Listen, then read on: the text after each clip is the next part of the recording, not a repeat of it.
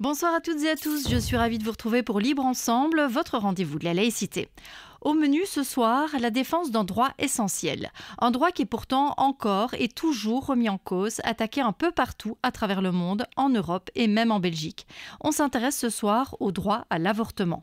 Un site internet vient de voir le jour à l'occasion de la Journée internationale de lutte pour le droit à l'IVG ce 28 septembre, www.avortement.eu. Il expose de façon très claire et visuelle les atteintes au droit à l'avortement à travers l'Europe. On y voit en vert la Suède, la Norvège, les Pays-Bas, l'Islande ou encore le Royaume-Uni. Des pays où l'accès à l'avortement est garanti. Et puis ça se complique avec les pays en orange et rose, la Pologne, la Roumanie, la Hongrie, l'Italie et d'autres. Et enfin, entre les deux, des pays comme la Belgique où l'accès à l'avortement est garanti, mais où le cadre légal pourrait être beaucoup plus progressiste. On décrypte tout ça avec nos deux invités ce soir. Libre Ensemble, Vinciane Colson, Jacques Nizan. Alors en studio, nous accueillons tout d'abord Lucie Baridez. Bonsoir. Bonsoir. Vous êtes chargée d'études et de stratégie au Centre d'Action Laïque, coordinatrice également de la plateforme Abortion Right. Et par téléphone en direct depuis Londres, nous accueillons Lana Chop. Bonsoir. Bonsoir. Vous êtes membre de l'Institut 8 Mars, organisation slovène à l'origine du mouvement Ma Voix, Mon Choix. Alors vous nous l'expliquerez tout à l'heure, Lana, mais vous avez réussi à récolter 1,2 million de signatures à travers l'Europe pour exiger un avortement sûr et accessible. On en parlera dans un instant. Mais je me tourne d'abord vers Lucie Baridez, donc en studio. Donc en Europe, plus de 20 millions de femmes n'ont pas accès à l'avortement, en tout cas pas un accès sûr. Est-ce que le site avortement.eu a pour objectif justement de rendre visibles ces difficultés? Oui, tout à fait. C'était vraiment l'objectif de la création de ce site web. C'était de faire un outil qui est clair, accessible, facilement utilisable pour donner une information fiable sur l'accès réel au droit à l'avortement en Europe. Alors, je parle d'accès réel parce qu'on a à la fois fait un état des lieux des législations par pays, mais on a aussi pris la température du contexte politique propre à chaque pays et aussi de ses effets sur la pratique et donc le réel accès sur le terrain. On a constaté, donc, à l'issue de la création de ce site web, qu'il y avait une très grande disparité au niveau de l'accès réel à l'IVG au sein de l'Europe, avec des pays qui ont des législations très progressistes, qui vont dans le sens notamment de nos revendications, donc un allongement du délai à 18 semaines pour pouvoir avorter, pas de délai d'attente obligatoire, pas de sanctions pénales à l'égard des femmes. Il y a des pays qui ont des législations similaires à la Belgique, donc avec un délai d'attente obligatoire, un délai légal pour avorter à 12 semaines, des sanctions pénales, mais où il y a aussi une forte restriction d'accès sur le terrain parce que des médecins refusent de plus en plus de pratiquer des avortements suite notamment à l'influence de discours d'extrême droite, anti-choix, religieux, voilà, qui stigmatisent et qui criminalisent encore l'avortement. C'est le cas par exemple en Italie. Près de 3 professionnels de santé sur 4 refusent de pratiquer des IVG pour des raisons de conscience. Donc c'est-à-dire que la loi en elle-même n'est pas problématique, c'est sur la pratique, sur le terrain qu'il y a un problème. Oui, donc la loi en Italie est quand même déjà un peu problématique. On ne peut quand même avorter que jusqu'à 90 jours, donc c'est moins de 12 semaines. Il y a aussi un délai de réflexion de 7 jours, enfin un délai d'attente. C'est le délai le plus long en Europe pour pouvoir accéder à un avortement, donc délai d'attente le plus long. Ensuite, il y a la Belgique où nous, on a un délai de 6 jours. Et donc oui, la législation est déjà pas très favorable, mais en plus, récemment, Giorgia Meloni a pris des mesures pour stigmatiser davantage l'avortement, notamment en autorisant des mouvements anti-choix à pénétrer à l'intérieur des centres hospitaliers et centres de planning pour donner de la fausse information aux femmes afin de les dissuader d'avorter. Alors peut-être encore juste une remarque sur justement ces pays qui sautent aux yeux quand on regarde la carte sur le site.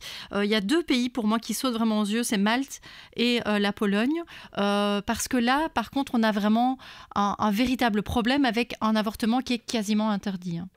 Oui, et en Pologne, il y a déjà eu le décès de plus de 6 femmes, en tout cas depuis 2020, parce que l'avortement est quasiment interdit. Les seules exceptions, c'est la mise en danger de la vie de la femme ou des complications au niveau de la viabilité du fœtus. Sauf que ce qu'on a vu sur le terrain, c'est qu'en fait, les médecins ont tendance à plutôt essayer de privilégier le sauvetage, entre guillemets, du fœtus plutôt que la vie de la femme. Et donc, quand une femme fait une fausse couche en Pologne qui n'est pas terminée, donc une fausse couche qui a des complications, les médecins souvent ont tendance à attendre la dernière minute pour pratiquer l'avortement en tant que tel, et ce qui a causé des septicémies et le décès donc de nombreuses femmes. Alors, Lana Tchop, est-ce que c'est en voyant l'augmentation de toutes ces atteintes au droit à l'IVG dans plusieurs pays d'Europe que vous avez voulu vous mobiliser avec ce mouvement Ma voix, mon choix, My voice, my choice? Oui, tout à fait. Donc, moi, je viens de Slovénie où l'accès à l'avortement est inscrit dans notre constitution. Mais comme Institut 8 mars était toujours actif sur le droit reproductif, on était très, très inquiétés quand on a vu le développement aux États-Unis en juin 2022 à propos de Roe versus Wade. Et c'était à ce moment-là qu'on avait pensé qu'est-ce qu'on peut faire pour protéger l'accès à l'avortement dans l'échelle européenne, pour que l'Europe ne va pas suivre les États-Unis. Et donc, on savait, pour toutes les raisons que Lucie avait très bien expliquées, qu'il y a 20 millions de personnes à l'Europe qui n'ont pas l'accès. Et donc, c'est nos collègues, nos amis juristes qui ont regardé est-ce qu'il y a l'opportunité pour protéger cet accès dans le niveau européen. Et c'est comme ça qu'ils ont trouvé la solution dans le mécanisme qui s'appelle Initiative citoyenne européenne. Donc, c'est-à-dire cette initiative citoyenne européenne, vous avez remis, le 1er septembre dernier, vous avez remis officiellement à la Commission européenne ce document avec plus d'1,2 million de signatures. Et ce document, il exige que l'Union européenne fasse tout ce qui est en son pouvoir pour garantir un avortement sûr et accessible à tous, c'est ça ? Oui, exactement, c'est ça. En fait, nos juristes ils ont trouvé la solution dans l'établissement dans le nouveau mécanisme financier qui pouvait donc financer l'avortement dans les pays où ça c'est possible pour les personnes qui viennent de pays où l'accès n'est pas garanti. C'est ça. Donc, vous voulez en fait pousser les pays à intervenir financièrement pour garantir cet avortement ? En fait, c'est pas pousser les pays, c'est d'établir un mécanisme financier sur lequel les pays peuvent faire partie volontairement. Donc, ça s'appelle mécanisme opt-in. Cet mécanisme financier peut financer l'avortement dans les pays où ça c'est légalement possible pour les personnes qui viennent des pays où l'accès n'est pas garanti. D'accord. Donc, il pourrait aller dans d'autres pays à partir du moment où le pays dans lequel vous vivez n'autorise pas l'avortement, ça vous permettrait d'aller dans un autre pays où c'est possible. Donc, on l'a dit, cette initiative, elle a recueilli 1,2 million de signatures. Comment vous avez réussi à mobiliser dans tous les pays sur cette cause ? Donc, je pense pour commencer avec beaucoup, beaucoup de travail. Et on était très actifs en ligne et aussi dans le terrain. Donc, on avait mobilisé les personnes, on avait travaillé avec les ONG, avec les associations féministes dans toute l'Europe, mais aussi on avait donné l'opportunité à citoyens, peut-être les citoyens qui n'ont pas connectés avec les associations dans leur quotidien, mais qui voudraient qu'ils ont été intéressés de faire partie de campagnes. On avait ouvert les communautés WhatsApp dans chaque pays membre de l'Union européenne. On avait organisé plein d'activités, des journées de collection de signatures, les événements. Donc, on était très actifs dans le terrain, mais aussi on était très actifs dans les réseaux sociaux, surtout sur notre Instagram. On fait plus de 50 posts par journée sur Instagram. Après, on travaillait vraiment aussi avec les communautés locaux et on est juste très, très actifs sur ça. Est-ce que vous avez réussi à toucher toutes les générations? Parce que c'est vrai qu'on dit aujourd'hui que on a le sentiment parfois qu'auprès de la jeune génération, on a le sentiment que c'est un droit qui est acquis, que c'est pas nécessairement, il faut pas toujours se battre pour le droit à l'avortement parce que c'est OK, on y a droit. Est-ce que vous avez réussi à mobiliser aussi les plus jeunes générations sur cette cause? Oui, tout à fait. Je pense que c'est ça la beauté de notre mouvement, qu'on avait vraiment réussi de faire un mouvement qui regroupe plein de générations différentes. On avait travaillé avec des jeunes, aussi on avait travaillé avec les groupes de grands-parents qui ont s'activé en cadre de cette campagne. Et en fait, oui, on sait que le droit, et aussi les jeunes, ils savent que le droit il est acquis dans pas mal de pays, mais avec le montée d'extrême droite partout dans le monde, aussi dans l'Europe, on sait que ce droit, il peut être vite fait perdu, et donc il faut faire tout pour le protéger. Lucie Baridez, il y a cette initiative citoyenne européenne. On sait qu'au niveau du Parlement européen, le Parlement avait donc adopté en avril 2024 une résolution pour inclure le droit à l'IVG dans la charte des droits fondamentaux. Donc au niveau européen, il y a quand même des choses qui bougent, mais on sent que c'est difficile. Est-ce que vous avez le sentiment peut-être que cette initiative, elle pourrait peut-être faire bouger plus les choses que le reste? Mais oui, ça me semble vraiment intéressant et le CAL a d'ailleurs soutenu l'initiative de My Voice, My Choice. On a relayé également la pétition pour obtenir des signatures au niveau de la Belgique.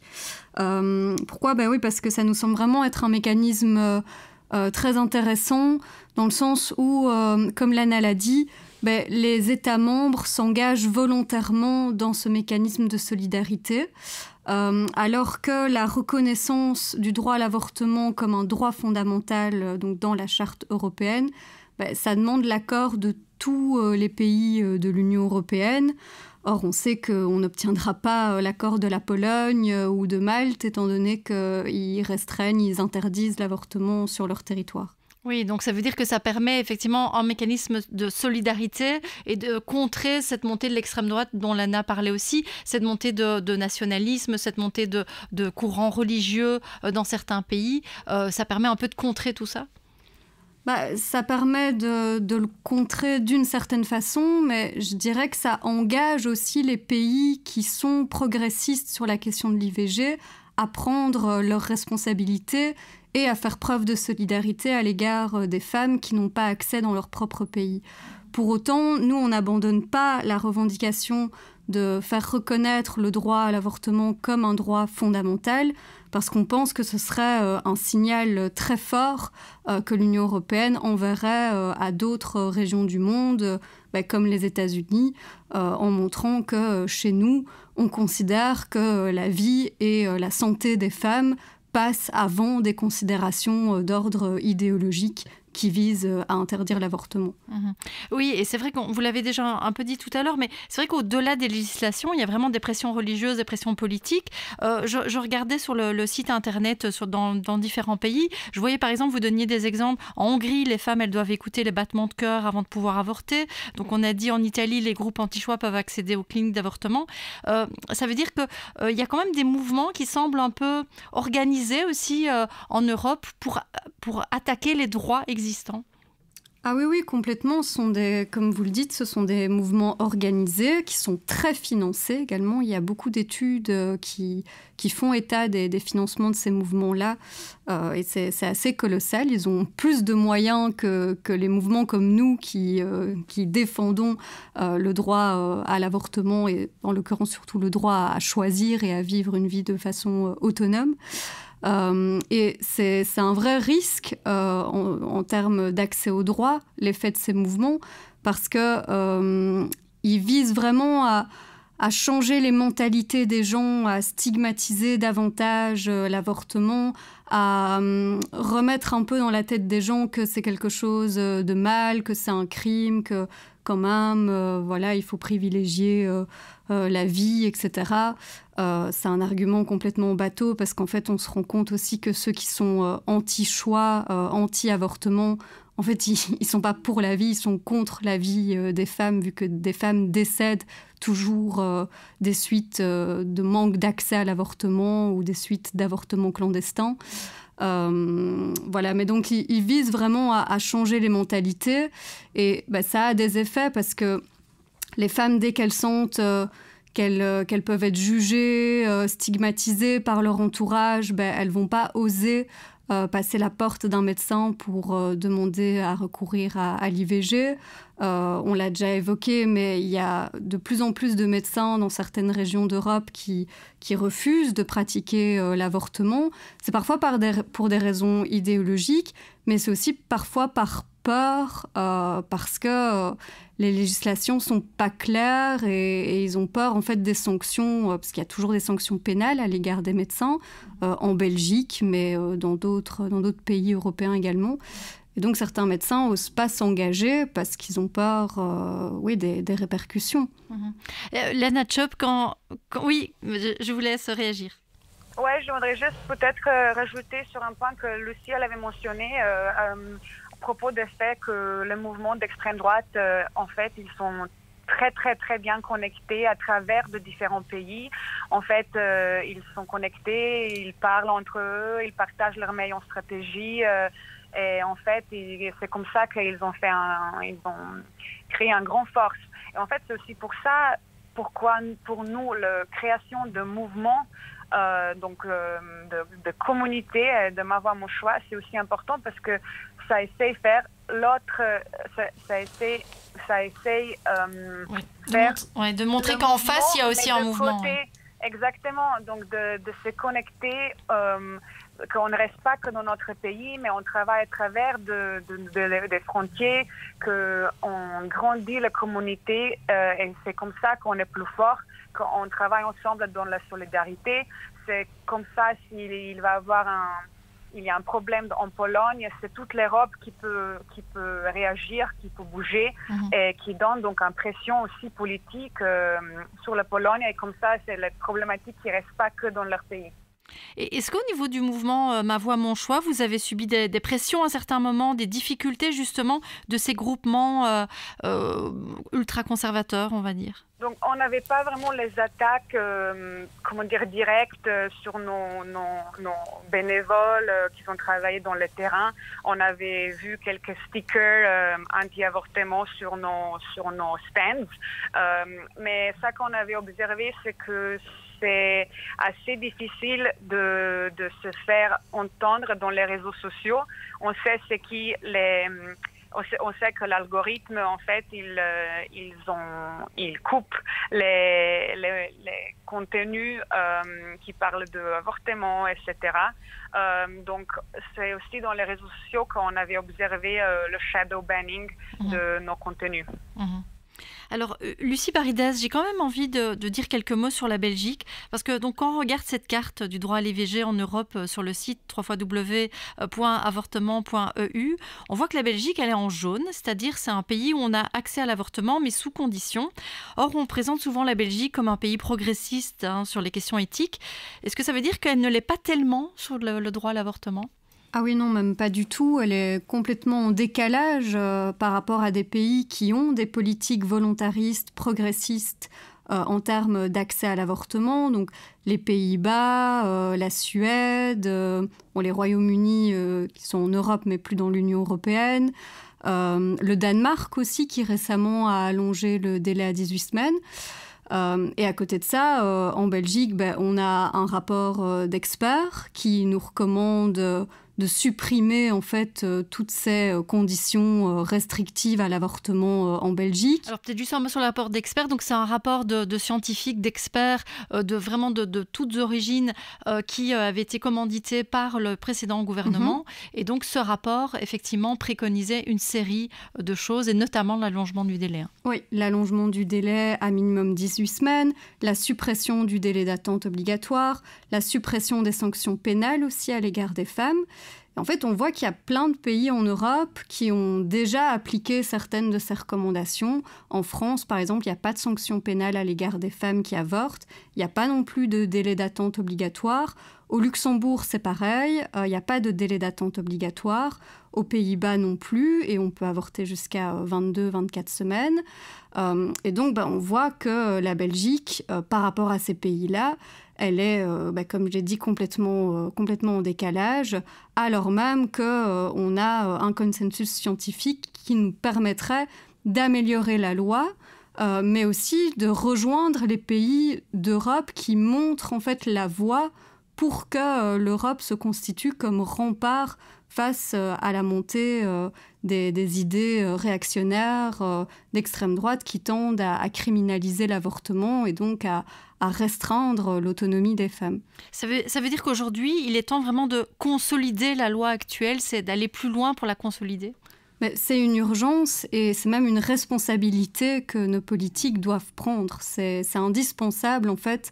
Il y en a marre de se tourner les pouces, d'attendre qu'il y ait un consensus entre les partis de la majorité, alors même qu'il y a un consensus scientifique, qu'il y a une majorité au Parlement pour améliorer l'accès à l'avortement en Belgique et donc la loi.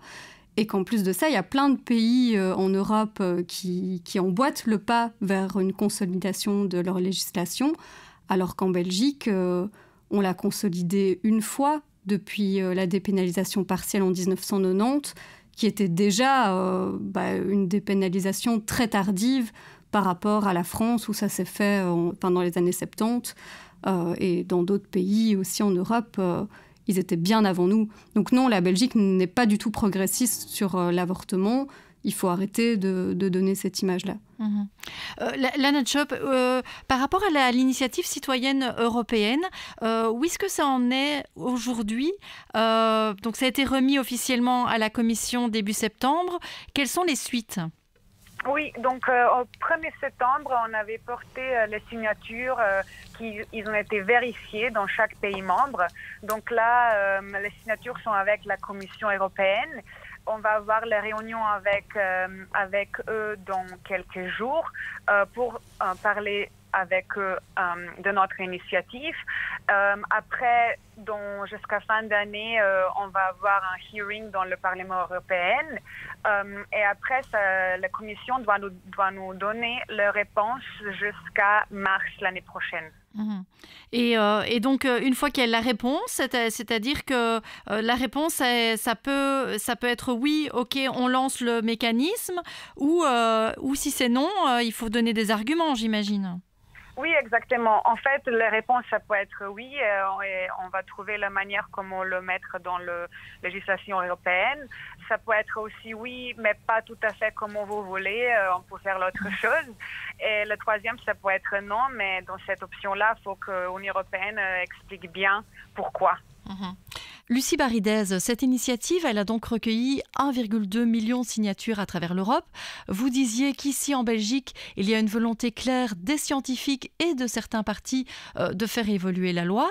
Les personnes qui travaillent en planning aussi, qui sont sur le terrain, elles demandent cette consolidation de la loi. Et enfin, au niveau des citoyens, la volonté, elle est là également. Amnesty International a publié un sondage cette semaine sur le droit à l'avortement en Belgique.